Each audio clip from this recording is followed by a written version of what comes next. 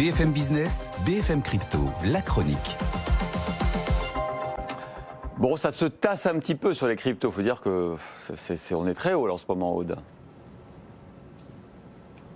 Oui, une baisse assez généralisée, c'est vrai, sur les dernières 24 heures.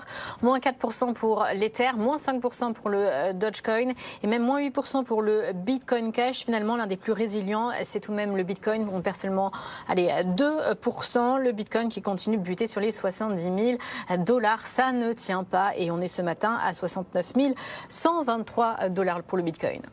Vivendi qui investit les cryptos, avec notamment une alliance avec Binance. Qu'est-ce qui se passe avec Vivendi ?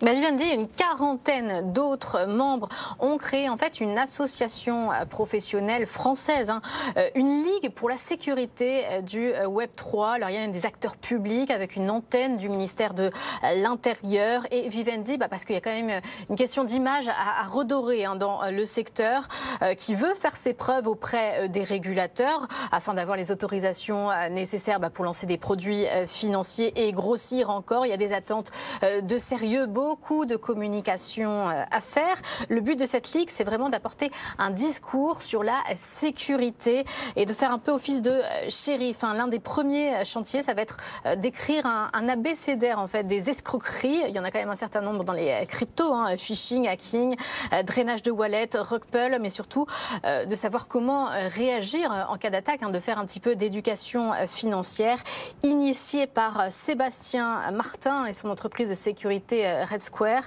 Cette LSW3 aspire à bâtir les bonnes pratiques, le contenu éducatif pour établir donc des standards de sécurité dans les cryptos.